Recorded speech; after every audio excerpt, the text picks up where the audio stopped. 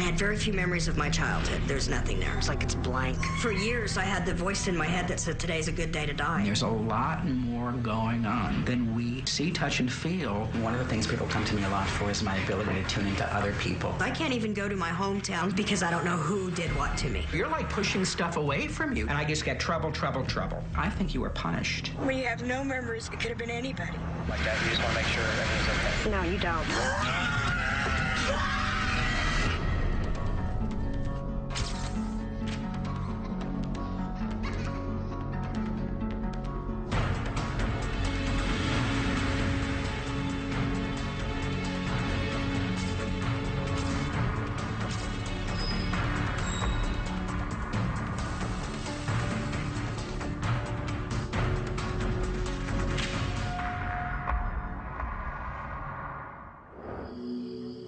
I was 12 years old, and I was standing underneath this cottonwood tree. It was like I just woke up, and I'm looking around. I know the people that I live with, but I have no memories of them. I was born and raised in Kansas in a little small town called Rush Center. I had very few memories of my childhood. At 12 years old, I had 4 or 5 disjointed memories that made no sense. My brothers and I all got bused to different schools. All I know is that they would be in school, and hours later I would come out of this barn and make my way home, and nobody ever questioned why I wasn't in school. Even as an adult, I would have dreams of walking by the barn half naked. I completely disassociated from my memories. I have no memories of any kind of family meal, any holidays. There's nothing there. Because of evidently the things that happened when I was real little, there was no sexual boundaries. So whoever wanted to have sex with me would just tell me they wanted to have sex with me, and I didn't even know until I was 33 I had the right to say no. For years, I had the voice in my head that said, today's a good day to die, and it was every day. I've been through cognitive therapy. I've quit the drugs. You know, I worked every day, raised a child, but I still never felt complete. And I think if I had some of the memories, I could work on stuff, or it wouldn't define me. And I don't want it to define me anymore. We've been told that we're our bodies, and that's where the conversation ends. And I think we all know that that's really not true. There's a lot more going on than we can, see, touch, and feel right away. But once you develop your senses a little bit more, you get a sense on how much more there is. I'm Paul Selig. I'm a working channel and intuitive. The experience that I have is primarily telepathic and energetic. I work primarily as a clairaudient, which means that I hear. One of the things people come to me a lot for is my ability to tune into other people, and usually with a name and a question, I can step into somebody else. When I first started hearing, I had studied a form of energy healing, and I had my hands on people, and then I started to hear things. Occasionally, a voice would pop out of there. I'd hear Frank, and I finally learned to say, who's Frank? And the person said, oh, that's my father. And what happened for me, and I'm very grateful for this, is that the box got opened. And I learned only that the information that I was getting was accurate because I got the validation from the other person. I can't say that I understand it. I don't know how this happens. I just know that when it happens, it's happening, and you know it, because the energy comes through in a way that's very physically palpable for people. I want to see if he can see any memories. Good, the bad, the ugly, I don't care. The truth is better than not knowing. And they're my memories, and if anybody has a right to them, I do.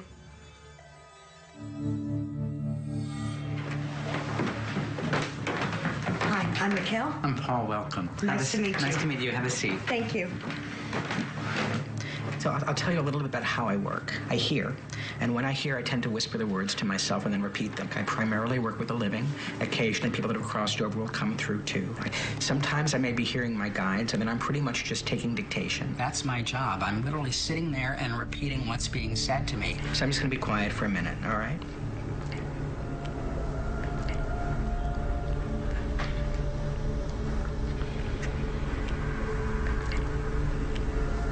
This is you.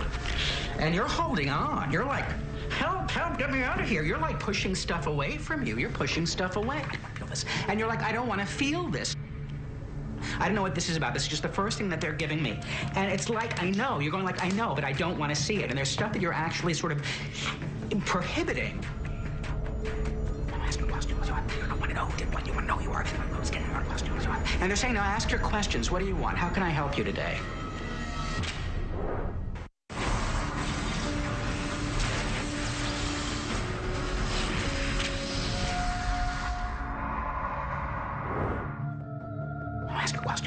And they're saying, now ask your questions. What do you want? How can I help you today? I want to know about my childhood. Read yourself. 4. I go to age 4, just so you know. I go to age 4, and they're giving me 4. I don't want to look. And again, I don't want to look. People, trouble. And I just get trouble. People can't hear me. People can't hear me. And I don't know whose hand this is. My own hand and his hand. My own hand and his hand. I don't know what this is about, but there's a sense of actually being withheld. Now, I'm going to interrupt because we can go to people, we can go to names, we can go in through relationships. 3 brothers. Okay, let me go to the names. Daniel. Who's the youngest one? Is Daniel? Let me see if I can get him. He's very different. He's like, whoa. He's spooked by this. This spooks him. He wants to, like, take stuff off. Like, I feel like I got covered in something that I don't want on me. He's like you. Don't tell me what happened. Don't tell me what happened. Same issue, I think. There's similar issues. He had a paper route, and one of the men in the town wouldn't pay for his newspaper until my brother had sex with him. My mother was such an angry, violent person that instead of him telling my mother what was going on, he just went with it. Talk about it because we're not allowed. And I get we can't talk about it because we're not allowed. Blame. And there's a lot of blame coming through this. Mother's name, please. What's your mom's name, please? Elsie Marie. Let me see if I can get her. You'll tell me. She looks away from you. She's like, don't tell me what happened. I'm not going to hear it. I don't want to hear this. Don't tell me what happened. This is you, angry. You're really angry. I'm going to be honest with you. You're really angry. And you're blaming a woman. You're blaming her because you have a good grudge to hold. Because you have a good grudge to hold. It's not true. She denies it. If you would claim abuse, is this true? Would she deny it? Like it didn't happen. It didn't happen the way you said. I also hear it didn't happen the way you said. And what happened was worse. It's almost like what happened, I think, was worse. I'm going to be honest with you. I don't know if they're going to tell you who did what. She needs to know who she is. But they're saying she needs to know who she is, or she can try to be free. And they're saying we want her to be free. She's allowed to be. She's allowed to be. She doesn't know it. She's the only one that doesn't know it. That's not the name she was given. And they just said that's not the name she was given. Claim the name you have. And what was the name you grew up with? Mikhail, I grew up with the name Shelley. Okay. That's really important. Okay, I need that name. I won't even talk to people when they call me by that name anymore. This is what somebody just said to me. How can you have her memories if you won't even claim her name? Does that make sense to you? Yeah. She holds the key. Because she holds the key. When you have did what, you want to know who you are. You don't want to know who did what. You want to know who you are. No, you are on your own. If you know who you are, you can stand on your own. It's like my rose dinner. Whatever happened. It's not going to change. It's not going to change. The issue is who you are today. And you got your name back. And you got your name back. So they're smiling. And they're saying you'll know who you are soon. Use the name. You'll find out how fast it comes. Use the name. You'll find out how fast that comes. You're free if you want to be. And they just said you're free if you want to be. That's up to you. That's up to you. I hope it was helpful. It was. I'm glad. It was very interesting to find out that she had completely disassociated herself from her name and her history. Until you claim who you are, you can't have your memory, you know? And essentially what she had done was segment her childhood from the rest of her life. In giving up that name, I also gave up the vulnerable, innocent person that I am at the same time and tried to be hard. My guides were trying to give her the techniques to reclaim herself and reclaim her history so that she could be present. I think if they were to have handed that to her, that's not nearly as impactful. Inside, I feel so much lighter. With the commitment of taking back on the name of Shelley, I have something to work on. I moved here to Truth or Consequences almost 2 years ago. I felt safe here, like nobody knew me, and I could start afresh and start anew. I sat there and thought of all the reasons why I didn't want to live in Kansas no more. I knew I wasn't going back. I'm a camp host at an RV park. I just make sure that people behave themselves and keep their dogs in control. My daughter is now living next door to me. We're really close. We always have been. It's more like we're best friends than mother and daughter. I try to do everything I can to make sure she's happy and not in pain. Her and I have a very close relationship. I did not want to raise her like I was raised. I know my grandma was kind of a nasty woman. She told me that I blamed her. She says, well, it's your own damn fault you got molested anyway. My daughter and I have talked extensively about my memories and my abuse. Paul told her to use her childhood name, Shelly. She has hated that name with a passion. Every time somebody says it, it's like, you know, the past is thrown back in her face. Since Paul encouraged me to start becoming Shelly and just really exploring myself again. Like I said, I can look in mirrors now and I see somebody who's pretty and vibrant. I'm not obsessive about my past, I'm just processing it. The last time I actually talked to anybody in Rush County was 16 years ago. In order to fully reclaim the name Shelly, she needs to face what happened through the eyes of the adult that survived the experience, and that means going back to Kansas. And we'll see what happens. The memory should come. When I come back from Kansas, it'll be cleansed in a different way. I'm nervous. It hit me about 3 o'clock this morning. Okay. I think when I go back to Rush Center, no matter whether I get more memories back or get any answers, I don't want to carry anything back with me. I don't know what's, you know, how my mind's going to act, how my emotions are going to be. That's the reason why I left. I had no idea who it was. When you have no memories, it's like everybody. It could have been anybody.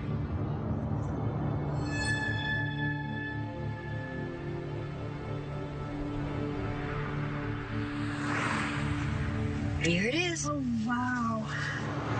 God, I am really sick to my stomach. What can I do to help? Remind me of who I am if I forget.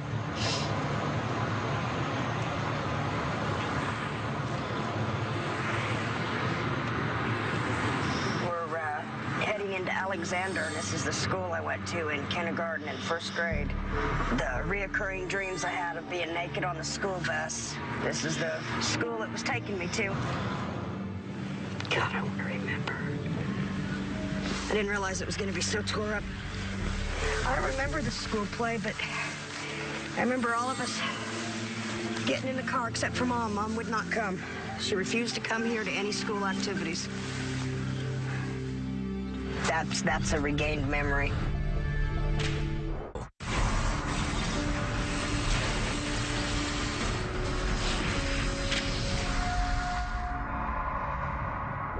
The most significant thing that came out of the reading with Paul is when he told me what happened to me happened to my brother.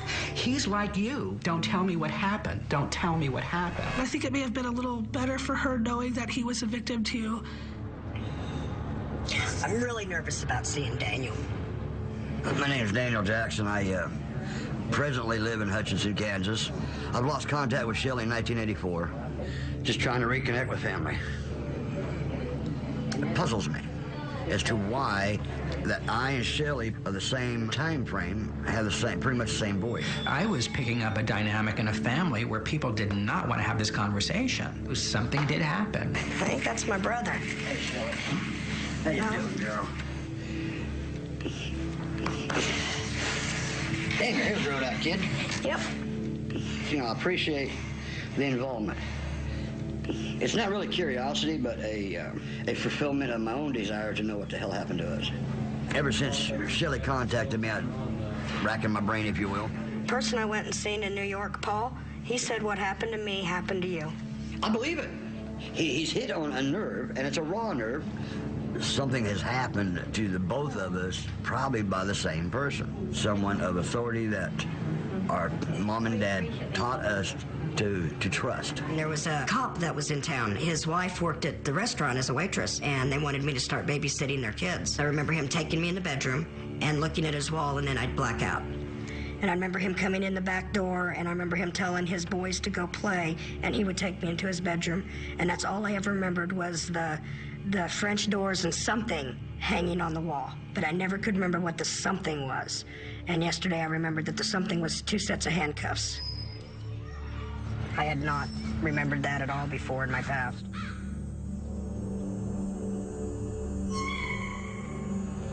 Today's gonna be real intense. The last time I spoke to my mother was 16 years ago. For several years, I've been kind of a go-between between my mom and grandma. I've attempted to get them to talk, but I can't believe after 16 years she still doesn't want to see me. I'm gonna face all the memories, and I'm gonna go back, and it's not gonna be no more. I'm never gonna talk about it again. I'm never gonna cry over it again. I wanna start living. Too. We're in Rush Center, sitting outside of my grandma's house. I'm gonna go in and talk to her. I'm gonna at least try. It'd just be a fight with my mom. You always blame me. The only thing you can give your husband your virginity, and now what do you have to give a man? Barn would have been here. I'd remember her being so anxious to go to school. What was I so afraid of? What happened here? I miss this place so bad. Bye. You have a good life. Oh my God. She seems to think that there's nothing that my mom needs to remember. My grandma looked me in the eye and said everything that had happened to my mother was an absolute fabrication. That's how some people deal with it. It didn't happen, didn't exist, doesn't happen. We've had several calls on you guys. You have family here? Yeah. Where at? Right here. You just want to make sure everything's okay. No, you don't. No, you don't. One of my abusers was your f***ing local cops. Won't you be more concerned about your jobs and protecting children?